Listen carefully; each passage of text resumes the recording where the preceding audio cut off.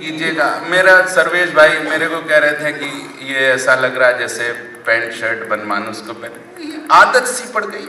हास्य कवियों की बेइज्जती कोई नई बात है ही नहीं। लखनऊ सहारा स्टेट में मैं नीचे उतरा, एक आदमी ने मेरे को पकड़ा। हास्य कवियों की कहाँ कहाँ कैसे कैसे बेइज्जती होती है। एक आदमी ने मेरे को पकड़ा, बोले सुंदरानी की आप कवि हैं क्या? मुझे बहुत बुरा लगा उसका पूछना, क्योंकि उसने तब पूछा जब मैं अपनी सारी कविताएं पढ़ के नीचे उतरा। सर क्या प्रकार बताऊं मैं अपनी बेइज्जती के। मैंने खून का घूंट पिया। मैंने कहा हाँ साहब हूँ। बोले आपके पिताजी भी कवि हैं क्या? अरे मैंने कहा वो कवि तब तो अपन कवि, वरना सिंधियों में कौन सा हिंदी का कवि। बोले आपके पिताजी के पिताजी भी कवि थे क्या? अरे मैंने कहा ज्ञानपीठ पुरस्कार है उनके लिए। बोले आपके पिताजी के पिताजी भी कवि थे क्या? तो मुझे अब गुस्सा आ गया। मैंने कहा भाई साहब आप इतना लंबा पूछ क्यों रहे हो?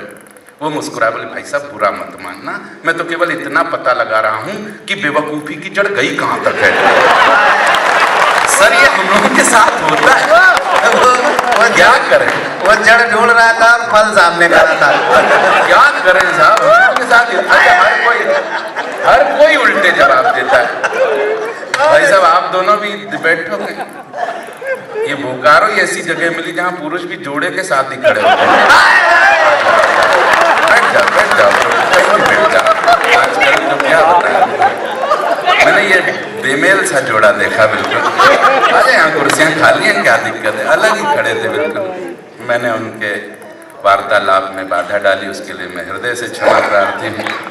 आइए, ऐसा लग रहा है जैसे पूरा बैलेंस करके खड़े हो, पूरी कुर्सियां एक तरफ, वो खुद एक तरफ, और बैलेंस करके खड़े हो। मैं प्रणाम करता हूँ, बहुत प्यार दिया इन लोगों ने। मैंने हास्य कवि की बेइज्जती, लड़कों से कुछ कहो तो वो सीरियसली नहीं लेते, पत्नी से कुछ कहो तो वो सीरियसली नहीं लेती।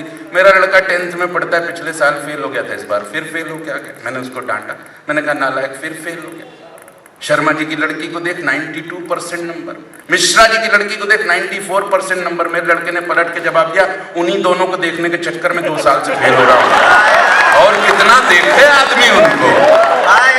आपकी तालियां ढाका गलत जगह पे आ गया। युग परिवर्तन का संकेत है सर। मैं क्या बताऊं, मेरे अपने छाले मैं भुगतता हूं। मेरा दूसरा लड़का क्लास 4 में पढ़ने वाला, 8 साल का, क्या उम्र होती है सर, मासूम सा बच्चा। वो एक दिन स्कूल से लौटा तो बड़ा प्रसन्न, नाच गा रहा था, एकदम बस्ता रख के डांस कर रहा था। अरे मैंने कहा पहली बार स्कूल से लौट के इतना प्रसन्न हो क्या गया? अरे बोले पापा कुछ मत पूछो, स्कूल में जो नई मैडम आई है इतनी क्यूट है कि लगता है पढ़ाती रहे। 40 मिनट का पीरियड ऐसा लगता है 5 मिनट में खत्म हो गया। मैंने कान पकड़ के उसको डांटा। मैंने कहा नालायक, जो मैडम पढ़ाती है, ज्ञान देती है, उसको हमेशा अपनी माँ समझना चाहिए। उस बच्चे ने पलट के मुझे जवाब दिया, पापा आप हरदम अपने ही जुगाड़ में रहते हो। सर किसको कहें सर, कुछ कहना मुहाल है, कहना मुश्किल है सर।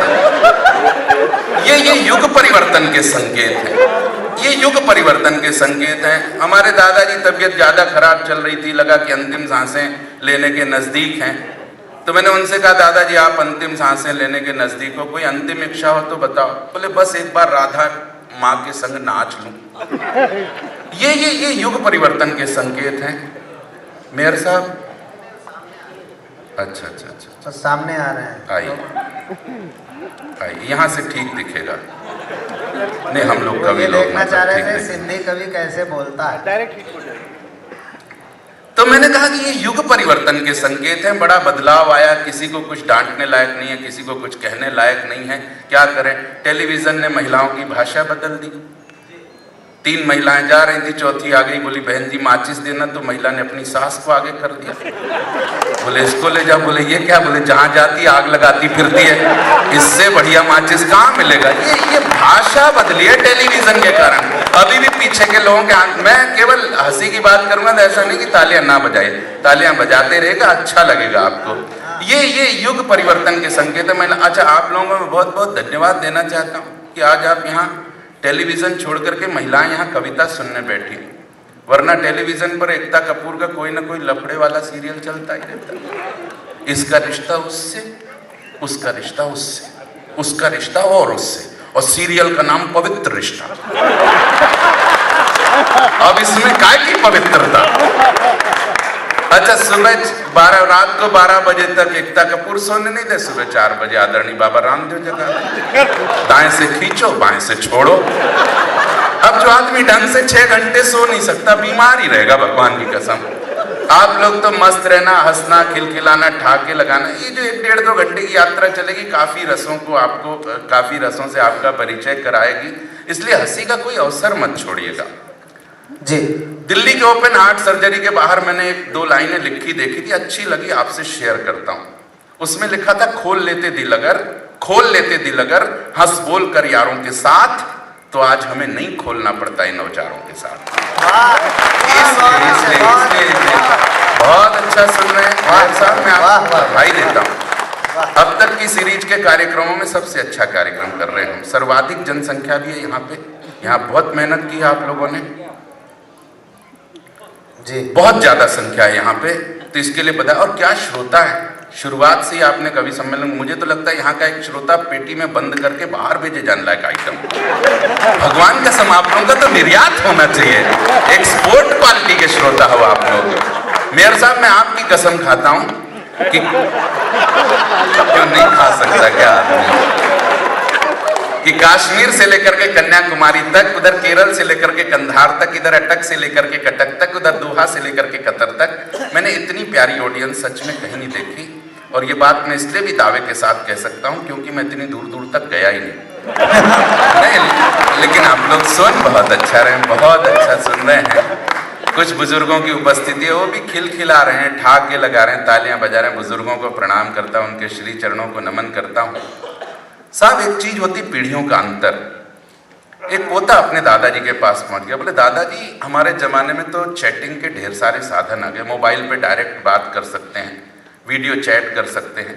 दादाजी आपके जमाने में तो कुछ भी नहीं था, पुराना जमाना, इतनी बड़ी हवेली, 60-70 कमरे, आपको दादी से बात करने का मन होता था तो कैसे करते थे? ये सवाल पूछते हैं पोते।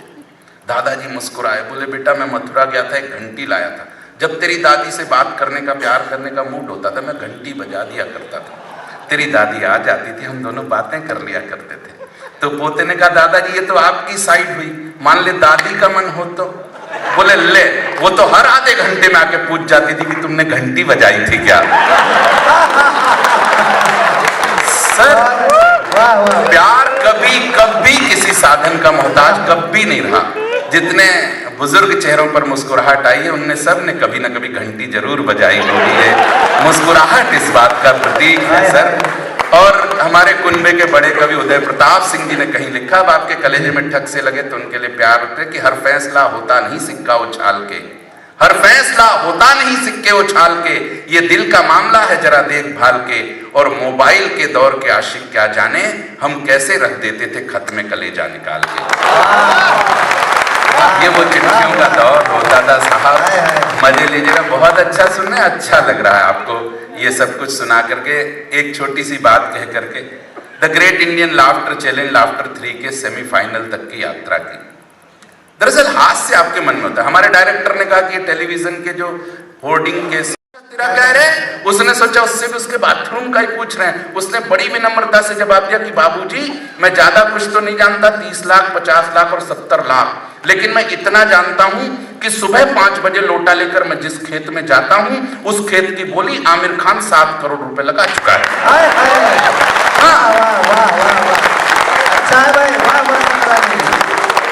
और तालियों का शोर और बड़े। उसने कहा 5-7 करोड़ का बाथरूम तो हम रोज बदल देते हैं साहेब।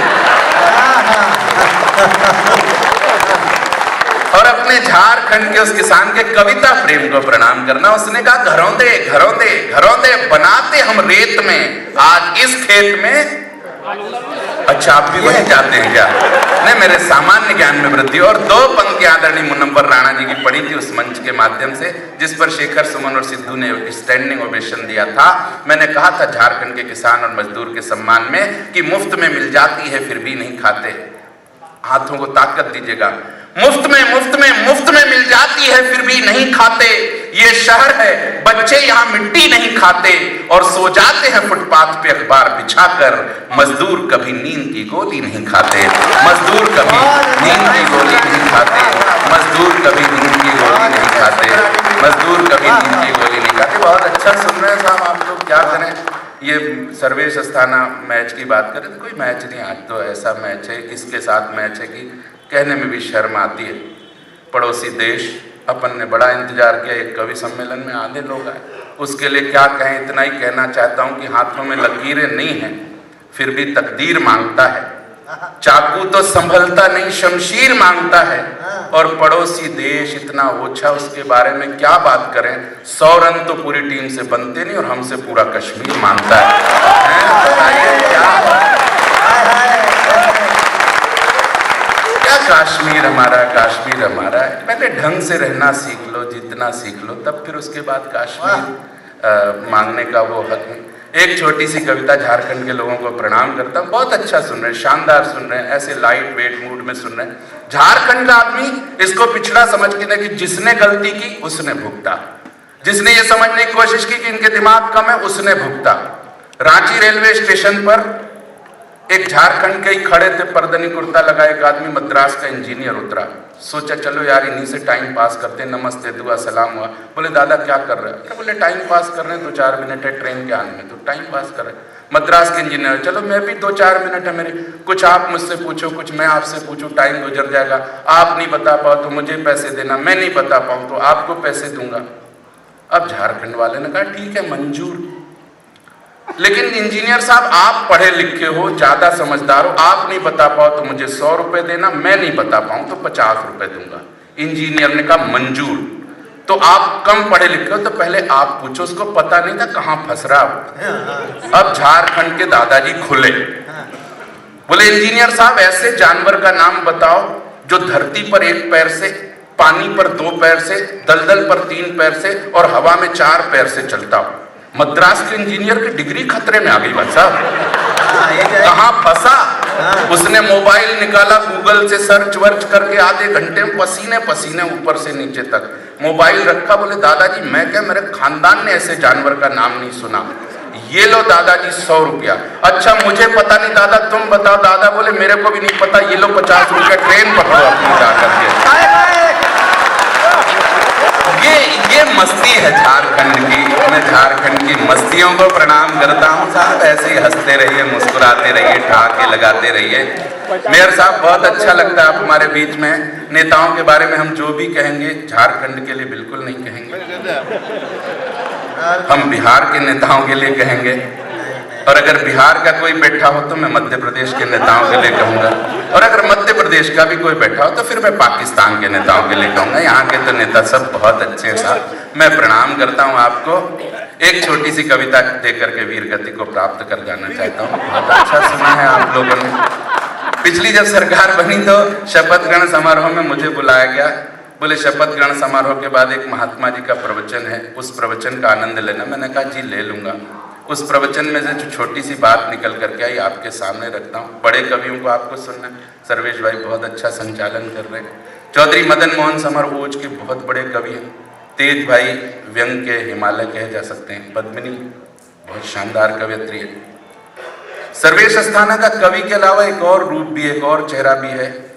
ये 200-250 बच्चों को गोद में लेकर के सर्च फाउंडेशन के माध्यम से, ऐसे बच्चे जिनको कोई देखने वाला नहीं था, सर्वेश अस्थाना की सर्च फाउंडेशन ने पाला है। एक बार मजबूत तालियां इस बड़े आदमी के लिए बिखरनी चाहिए। बहुत सालों से ये वाला काम कर रहे हैं। मुझे लगता है मेरे हाथ में होता तो कब का इनको इन कामों के लिए पद्मश्री या पद्म भूषण दे दिया जाना चाहिए। और आज नहीं तो कल, कल नहीं तो परसों ये पुरस्कार इनकी झोली में जरूर आएंगे। तब पढ़िएगा और तब आपको गर्व महसूस होगा कि ये बड़ा कवि हमारे बीच में संचालन करने हमारे बीच में था। तो मेरे को बुलाया गया साहब शपथ ग्रहण समारोह में। बोले शपथ ग्रहण समारोह के बाद एक महात्मा जी का प्रवचन है तो उस प्रवचन का भी आनंद लेना। मैं पहुंच गया साहब। प्रवचन में से निकल करके जो छोटी सी बात आई आपके सामने रखता हूँ, आपके हाथ में ऊर्जा चाहता हूँ कि मंत्री महोदय के बंगले पर एक बहुत बड़े महात्मा जी उपदेश दे रहे थे। लोग ऐसे ही बड़े ध्यान से सुन रहे थे। महात्मा जी ने कहा कि अच्छा मन अच्छी अच्छी बातों को धारता है और अच्छा मन पता नहीं कितनी बुराइयों को मारता है। बताइए अब आप में से स्वर्ग कौन कौन जाना चाहता है। महात्मा जी के इतना सुनते ही पीछे की लाइन में बैठे हुए सारे छुटभइये नेताओं ने बीच की लाइन में बैठे हुए सारे विधायकों और सांसदों ने और अग्रिम पंक्ति में बैठे हुए सारे मंत्रियों ने अपना हाथ ऊपर उठाया, लेकिन कोने में खड़े हुए बीमार, मरियल, झुर्रियों से भरे हुए चेहरे वाले बूढ़े मजदूर की स्थिति में कोई फर्क नजर नहीं आया। यह दृश्य देखकर महात्मा जी की आंखों में आश्चर्य और कौतूहल उतर आया। बोले, पगले, कौन सा ऐसा दुख है, कौन सा ऐसा गम है जो तेरी आत्मा को सालता है? अरे स्वर्ग जाने का इतना बढ़िया मौका है, फिर भी तू स्वर्ग जाने को टालता है। और अब उस बूढ़े मजदूर का जवाब लगे कि यहां पर बैठे हुए एक एक बोकारो के श्रोता का जवाब होना चाहिए, तो हाथ उठे तालियों के महोत्सव के रूप में। अगर लगे कि पिछले 20 सालों से आप जो कहना चाहते थे उस बूढ़े मजदूर ने कह दिया था, तो तालियों के महोत्सव के साथ विदाई दीजिएगा कि पगले, इतना बढ़िया मौका है, फिर भी तू स्वर्ग जाने को टालता है। अपने ऊपर देखकर महात्मा जी का इतना ध्यान, उस बूढ़े मजदूर के चेहरे पर छलकी करुणामयी मुस्कान। वो बोला, महात्मा जी, जब इतने सारे लोगों ने अपना हाथ ऊपर उठाया है तो मेरे हाथ उठाने न उठाने से क्या फर्क पड़ जाएगा? और आजकल के दौर के ये छुटभइये नेता, आजकल के दौर के ये विधायक और सांसद और आजकल के ये सारे भ्रष्ट और दागी मंत्री अगर ऊपर चले जाएं तो नीचे तो अपने आप स्वर्ग हो जाएगा, नीचे तो अपने आप स्वर्ग हो जाएगा।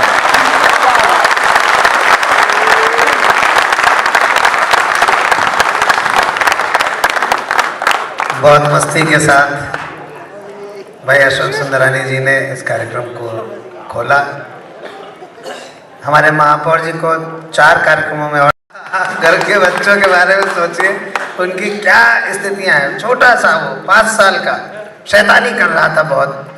हमने कहा धवल, उसका नाम धवल है, हमने कहा धवल शैतानी मत करो, वो बोला करूंगा। अब मेरे पास इसका कोई जवाब नहीं। अब उसने कह दिया करूंगा, हम कुछ नहीं कर सकते, तो हमने उसको दबाव में लेना चाहा। हमने कहा इसको थोड़ा इसके ऊपर टेरर अपना दिखाएं। हमने कहा देखो, तुम शैतानी करोगे तो हम तुमको वापस कर आएंगे और दूसरा धवल ले आएंगे। हम समझे कि इससे थोड़ा इमोशनल हो जाएगा और शैतानी नहीं करेगा। उसने जो जवाब दिया उसमें आपकी बहुत बढ़िया तालियां उठनी चाहिए, बिल्कुल सही घटना है मेरे घर की। हमने कहा धवल शैतानी मत करो, बोला करूंगा। हमने कहा शैतानी करोगे तुमको वापस करके दूसरा धवल ले आऊंगा, बोला मैं भी आपको वापस करके दूसरा पापा ले आऊंगा। मेरे हाथ के तोते बिल्ली सब उड़ गए। ये कह रहा, तो हम जब इस तरह से बेइज्जती हुई तो हमने कहा थोड़ा ला इसको कन्विंस करते हैं। तो मैंने उसको इमोशनली कन्विंस करने की कोशिश की। हमने कहा देखो बेटा, पापा तो एक ही होता है, ओरिजिनल। अब मेरे मुंह से ओरिजिनल शब्द निकलना ही मेरे लिए पाप हो गया। उसने जो इस पर जो जवाब दिया, ये बिल्कुल सच घटना है। हमने कहा देखो बेटा, पापा तो एक ही होता है, ओरिजिनल। वो बोला मैं रीमिक्स पापा ले आऊँगा। उस समय रीमिक्स म्यूजिक का बहुत जोर चल रहा था। तो ये सब इस तरह की छोटी छोटी घटनाएं हमें मुस्कुराहट देती हैं, हमें आनंद देती हैं। और आनंद का एक और रूप होता है, आनंद सौंदर्य को देख करके भी आता है। अगर आप किसी सुंदर चीज़ को देखें तो आपको आनंद आता है, अगर आप सुंदर शब्दों को सुने तो आपको आनंद आता है, अगर आप कोई सुंदर दृश्य देख लेते हैं तो आपको आनंद आता है। इसी प्रकार से अगर आप कोई सुंदर कविता सुन लें तो आपको आनंद आता है, वो भी अगर श्रृंगार रस की कविता हो। अगर कोई कवियत्री कविता पढ़ने आए तो आप लोग निश्चित तौर पर ज़्यादा आनंद लेंगे। हमारे नेताजी कह रहे हैं हाँ बिल्कुल आप आनंद लेंगे।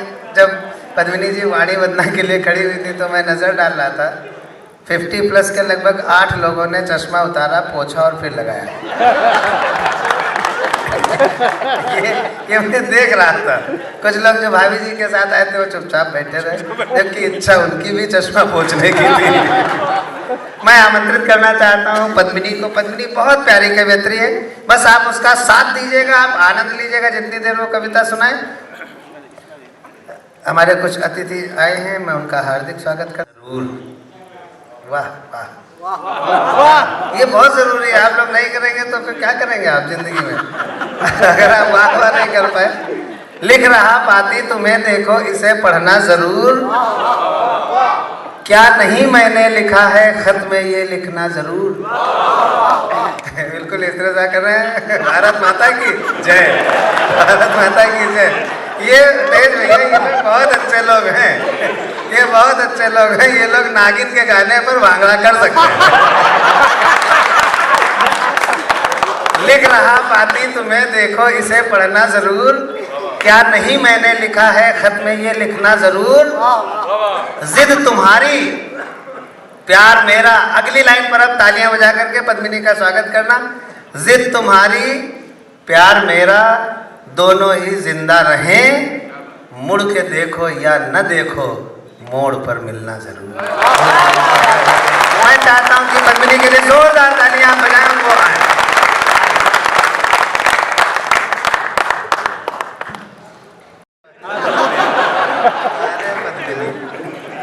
झारखंड के सबसे संभ्रांत, सबसे अच्छे, सबसे प्यारे श्रोताओं, आपने मेरे स्वागत में जो घनघोर तालियां बजाई हैं, उसके लिए आपका बहुत बहुत शुक्रिया अदा करती हूँ। इसका मतलब है कि एक बार और बजाइए। बहुत बेकार माइक ये वाला। हाँ, इसको तेज रखो ना, मेरी आवाज को। हाँ, वैसे मेरी आवाज। इन लोगों ने मुझे आज एक ही कवित्री है तो किनारे कर रखा है। ये तो सौभाग्य तुम्हारे बगल में बैठने वाले का है, बाकी हम 4 दुर्भाग्यशाली लोग इधर बैठे हैं। ऐसा मत कहो, बहुत कुछ कुछ होने लगता है सबको। आदरणीय अस्थाना जी ने कहा कि कुछ लोगों ने चश्मे साफ किए जब मैं माइक पर आई थी। उनके सम्मान में 4 पंक्तियां सबसे पहले पढ़ना चाहती हूँ। अच्छा, उसके बाद अपने मूल काव्य पाठ पर आना चाहती हूँ कि इनको लड़की गुलाब लगती है। किसको? जिन्होंने चश्मा साफ किया होगा। इनको लड़की गुलाब लगती है। अच्छा, आप अस्थाना जी की कविताओं पर ही वाह वाह करेंगे, मेरी पर नहीं करेंगे। तुम्हारी कविताओं में वाह वाह करें क्या करें? मुझे कृष्ण बिहारी नूर का एक शेर अचानक याद आ गया। कृष्ण बिहारी नूर ने कहा कि आप पद्मिनी को देखिए और मेरा शेर सुनिए।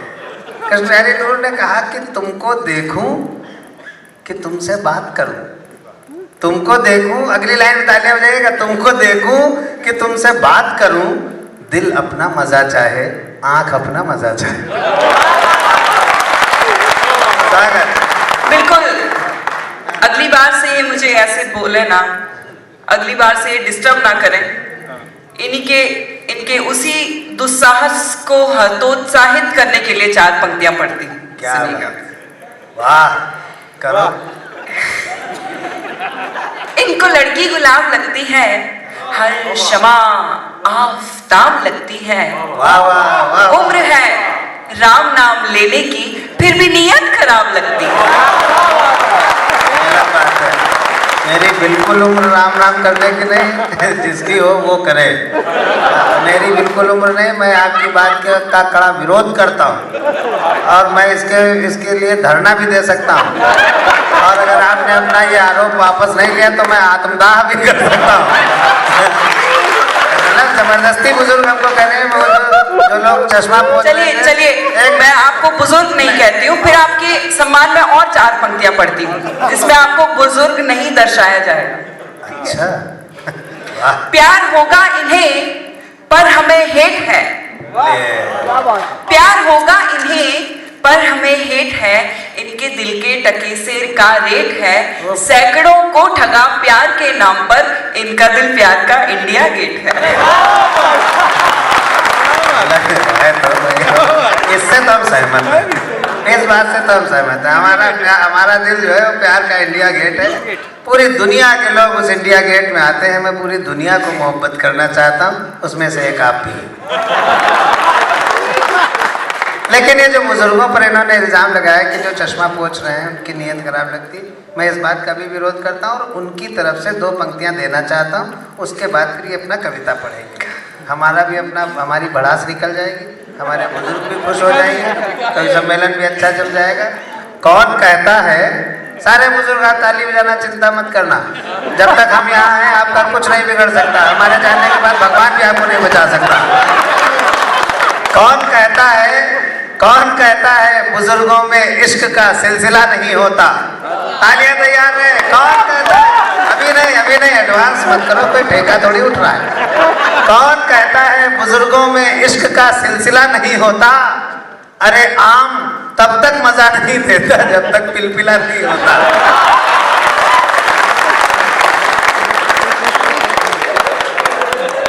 एक दोहे से इस बातचीत को, इस सवाल जवाब के इस मस्ती भरे माहौल को खत्म करना चाहती हूँ कि वो पत्थर की लोच है। वाह। एक दोहा मुझे याद आता है कि तू पत्थर की ऐंठ है, मैं पानी की लोच, तेरी अपनी सोच है, मेरी अपनी सोच।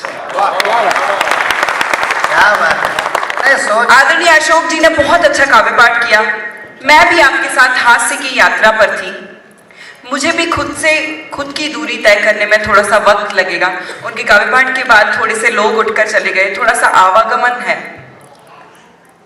आदरणीय दिनेश रघुवंशी जी की कुछ पंक्तियां याद आती हैं कि तुम अधूरी बात सुनकर चल दिए। हाँ। जो लोग जा रहे हैं या जो चले गए उनके लिए कहना चाहती हूँ, तुम अधूरी बात सुनकर चल दिए। जो सुना तुमने अभी तक अनसुना उससे अधिक है। जो कहा मैंने अभी तक अनकहा उससे अधिक है। मैं तुम्हारी और अपनी ही कहानी लिख रहा था। वक्त ने जो की थी मुझ पर मेहरबानी लिख रहा था। पत्र मेरा अंत तक पढ़ते तो तुम ये जान पाते, मैं तुम्हारे नाम अपनी जिंदगानी लिख रहा था। मैं तुम्हारे नाम अपनी जिंदगानी लिख रहा था। बहुत अच्छा। मैं तुम्हारे नाम। वाह। यत्र राजस्य पूजन्ते रमन्ते तत्र देवता। ऐसी परंपरा का पालन करने वाले देश से हम सभी आते हैं। मंच पर एकमात्र कवित्री है और मेरे अलावा सभी कवि हैं। विश्व की आदि आबादी का प्रतिनिधित्व मैं अकेले कर रही हूँ। इस बात पर एक बार जोरदार तालियां बजनी चाहिए। सही बात, ये तो है। बहुत छोटी हूँ आप सभी से और मंच पर भी बहुत छोटी हूँ। नहीं, इतना छोटी नहीं हो। 4 पंक्तियों से फिर भी आपको एक मैसेज देने का। पहली बार बोकारो आई हूँ, बहुत समय से आना चाहती थी, बहुत कोशिशें की मैंने आने की, पर आदरणीय अस्थाना जी ने मुझे यहाँ आने का अवसर दिया। बहुत बहुत शुक्रिया अदा करती हूँ। और जो मस्ती की बातें होती हैं, जो माइक से बातें होती हैं, वो बातें अलग होती हैं, अपने लिए माहौल बनाने की। नहीं, ये सच बात है। ये जो थोड़ा सा प्रयास किया, ये सिर्फ एक खुशगवार वातावरण के निर्माण के लिए किया। पद्मिनी बहुत प्यारी कवियत्री है, बहुत अच्छी कवियत्री है।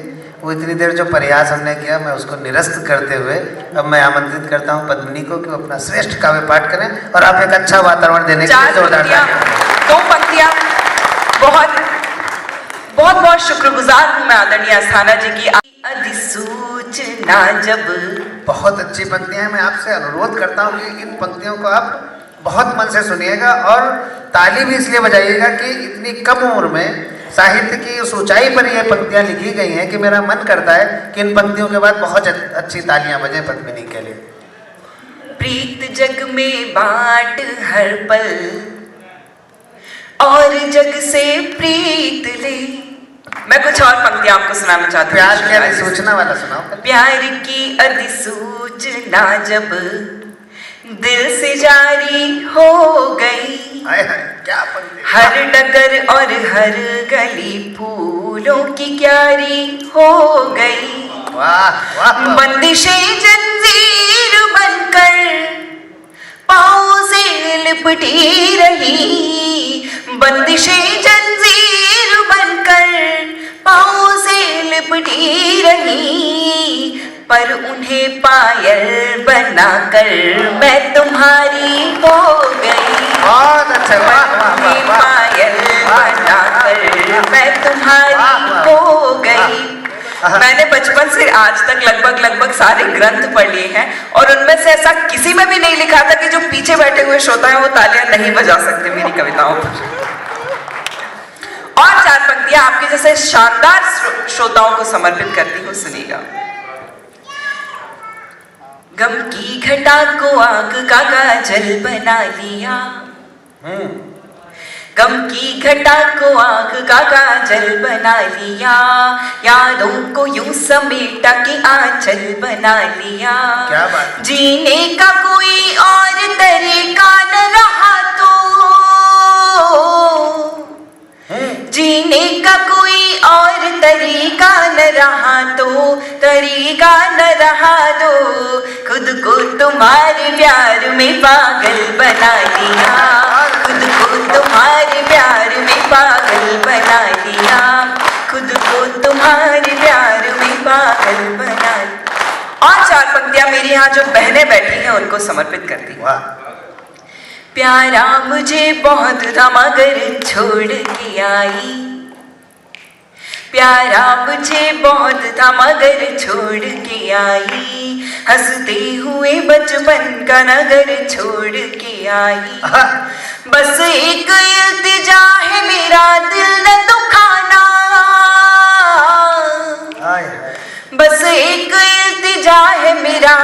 न दुखाना, मेरा दिल न दुखाना, तेरे लिए माँ बाप का घर छोड़ के भाई आई, बहुत अच्छा, वाह वाह वाह, तेरे लिए बहुत माँ अच्छा, बाप वाह, का घर वाह, छोड़ के आई। वाह वाह वाह, स्त्री के त्याग की पराकाष्ठा है। वास्तव में बहुत अच्छी पंक्तियां थी, अच्छी तालियां बजनी चाहिए इन पंक्तियों पर। वाह वाह, जिंदाबाद। बहुत से लोगों को ऐसा कहते हुए सुनती हूँ कि एक स्त्री क्या चाहती है ये कोई समझ नहीं पाया। मैं आपको 4 पंक्तियों में बताती हूँ कि आपकी पत्नी, आपकी प्रेमिका, आपके जीवन में जो भी स्त्री है वो आपसे क्या चाहती है। बंगले के लिए और न बड़ी कार के लिए, बंगले के लिए और न बड़ी कार के लिए, हीरे की अंगूठी न किसी हार के क्या बात है, लिए, वाह। लड़ लूंगी झगड़ लूंगी मना लूंगी फिर तुझे, लड़ लूंगी झगड़ लूंगी मना लूंगी फिर तुझे, मना लूंगी फिर तुझे, ये सब करूंगी सिर्फ तेरे प्यार के लिए, ये सब करूंगी सिर्फ तेरे प्यार के लिए, तेरे प्यार के लिए। पिछले 3 वर्षों से मंचों पर हूँ। पूरे देश में मुझे एक छोटी सी पहचान जिस गीत की वजह से मिली है, वो गीत आपको सुनाना चाहती हूँ। एक बार जोरदार तालियां बजाकर मुझे मन दीजिएगा कि मैं अपनी पहचान का गीत आपके बीच में। बहुत अच्छा सुन रहे हैं आप लोग, इस बात के लिए आपको बधाई देती हूँ। मेरा सांवरिया। असल में इस गीत की भूमिका में मैं बहुत कुछ बोलती हूँ, लेकिन मुझे यहाँ जरूरत महसूस नहीं हो रही है। मैं सीधे सीधे आपको गीत से जोड़ती हूँ। नहीं, बोल दो, देखा जाएगा। बोल दो। असल में ये गीत मैंने पतियों के सम्मान में लिखा है। हाँ। तो आपको जहां जहां सम्मान महसूस होता रहे वहां वहां तालियां बजाते रहिएगा, वाह वाह करते रहिएगा। पति करें कि पत्नी वाह वाह करें, कौन करे? मेरा सांवरिया। अच्छा, मैं एक बात आपको बताना भूल गई कि इस गीत के साथ एक कंडीशन है कि जब तक सारे श्रोता लय के साथ, ताल के साथ, शब्दों के साथ तालियां नहीं बजाते, मैं पहली ही पंक्ति पूरी रात दोहराती रहती हूँ। सुनिएगा। क्या बात है, वाह। मेरा सांवरिया, मेरा सांवरिया, मेरा सांवरिया। मैं देखना चाहती हूँ कि बोकारो स्टील के श्रोता कितने ताल में रहते हैं। मेरा सांवरिया ना समझे मेरी पीर, ना समझे मेरी पीर, दुनिया के दुखड़े बांटता फिरे। मेरा सांवरिया, मेरा सांवरिया ना समझे मेरी पीर, ना समझे मेरी पीर, दुनिया के दुखड़े बांटता फिरे। चिड़ा चिड़ी का जोड़ा खिड़की बैठा थार खाए, मैं बिरहा की मारी मेरा जियरा जर जर जाए। चिड़ा चिड़ी का जोड़ा खिड़की बैठा थार हाय, मैं बिरहा की मारी मेरा जियरा जर जर जाए। रे मेरी आँखड़ियों से छम छम बरसे नीर जी, छम छम बरसे नीर, दुनिया के टुकड़े बांटता फिरे। रे मेरा सांवरिया, मेरा सांवरिया ना समझे मेरी पीर ना। और एक दृश्य हमें हर सुबह अपने घरों में देखने को मिलता है। सुनिएगा। स्वागत। टाई सूट पहन के बाका, बहुत अच्छा कीर्तन चल रहा था, उसको चलाते रहिएगा। टाई सूट पहन के बाका सुबह सवेरे जाए, सारे दिन मैं रहूं अकेली शाम ढले घर आए। टाई सूट पहन के बाका सुबह सवेरे जाए, सारे दिन मैं रहूं अकेली शाम ढले घर आए। डिगरी दरवाजे, डिगरी दरवाजों से बांटूं अपनी पीर जी, बांटूं अपनी पीर, दुनिया के दुखड़े बांटता फिरे। मेरा सांवरिया, मेरा सांवरिया ना समझे मेरी